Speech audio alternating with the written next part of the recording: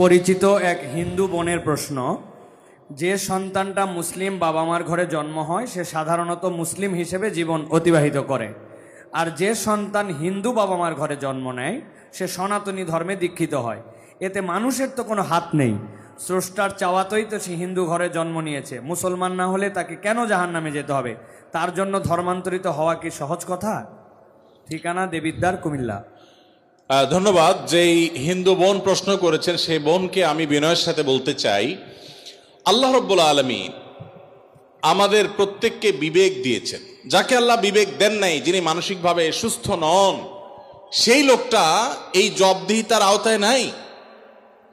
আল্লাহ যাকে সুস্থ বিবেক দিয়েছেন তাকে তার বিবেক সত্যের প্রতি অনুসন্ধান করার, সত্যের পথ খুঁজে বের করার শক্তি সামর্থ্য দিয়েছেন। এটা ঠিক যে মুসলিম পরিবারে জন্মগ্রহণ করার কারণে একজন শিশু একটা অ্যাডভান্টেজ পায় ইসলাম গ্রহণ করবার জন্য। একজন শিশু তিনি অন্য ধর্মাবলম্বী মা বাবার ঘরে জন্মগ্রহণ করার ফলে সে এই অ্যাডভান্টেজটা পায় না, এটা ঠিক।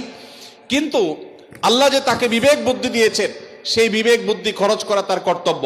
তার কাছে ইসলামের দাওয়াত যদি পৌঁছে থাকে, ইসলাম যে একমাত্র সত্য ধর্ম, সেই আহ্বান যদি পৌঁছে থাকে, আল্লাহ কোরআনে বলেছেন ইন্নাদ-দীন ইনদাল্লাহিল ইসলাম, ইসলাম হলে আল্লাহর কাছে একমাত্র মনোনীত দিন। আল্লাহ বলেছেন ওমান ইয়াবতাগি গায়রাল ইসলামি দীনান ফালান ইউকবালা মিনহু, যে ব্যক্তি ইসলাম ছাড়া অন্য কোনো ধর্মকে দিন হিসাবে গ্রহণ করবে সেটা আল্লাহর কাছে অ্যাকসেপ্ট হবে না।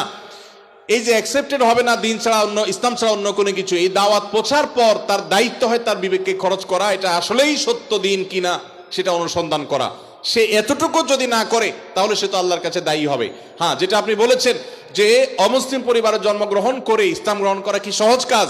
না, সহজ কাজ না, কঠিন কাজ। আর এই কঠিন কাজের জন্যই তো তার বিনিময় এত বেশি যে সে যত পাপ করেছে আল্লাহ তাআলা এই কঠিন কাজটা করার কারণে তার সব মাফ করে দিবে।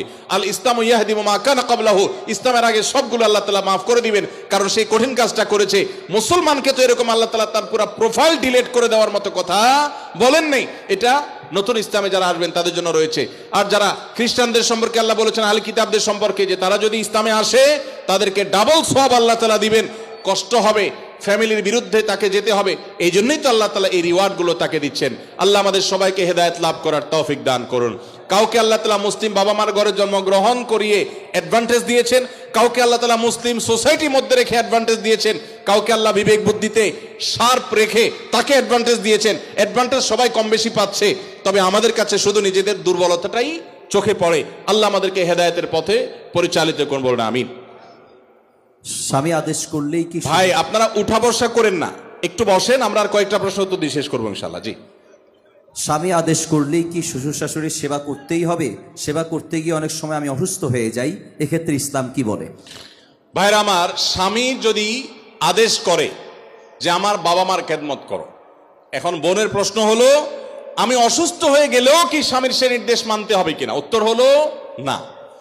যদি এই পর্যায়ের হয় যে আপনি শ্বশুর শাশুড়ির সেবা করতে গিয়ে আপনি সুস্থ না থাকেন, এই পর্যায়ের আপনার সেবার প্রশ্ন আসে, তো আপনি নিজেকে অসুস্থ করে ফেলে তারপরে শ্বশুর শাশুড়ির খেদমত করতে হবে, এত কঠিন নির্দেশ ইসলাম আপনাকে দেয় নাই।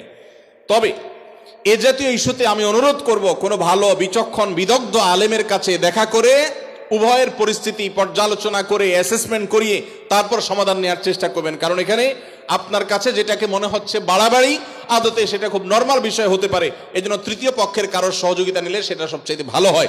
এই প্রশ্নোত্তরের সংক্ষিপ্ত সেশনে আমরা অল্প কথা উত্তর দিয়ে গেলে আপনার ভুল বোঝার সম্ভাবনা আছে। সেজন্য কোনো দক্ষ আলেমের কাছে, বিচক্ষণ ইমাম সাহেবের কাছে গিয়ে দুজন মিলে তারপরে পুরো অবস্থা জানাবেন।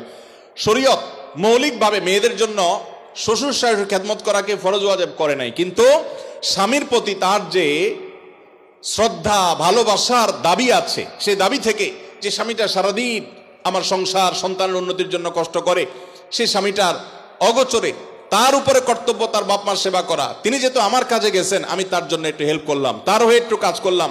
তাছাড়া মা বাবার মতো বয়সী মানুষ তারা যখন আশেপাশে তাদের সেবা করার মানসিকতা থাকা দরকার। কিন্তু সেই সাথে এটাও ঠিক যে আমাদের সমাজে অনেক শ্বশুর শাশুড়ি আছে আস্ত জোয়ান তাগড়া সুস্থ সবল, এরপরও সে আশা করে বসে থাকে বৌমা সব করে দিবে। এটা খুব বাজে একটা অভ্যাস।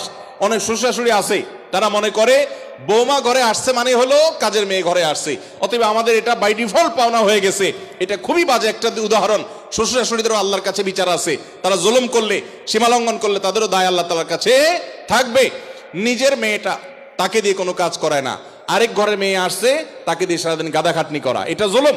অতএব জুলুমও করা যাবে না, আবার বোনরা শ্বশুর শাশুড়িদেরকে ইগনোরও করবেন না। আল্লাহ তাআলা আমাদেরকে আল্লাহর নির্দেশকে যথাযোগ্যভাবে মানার তৌফিক দান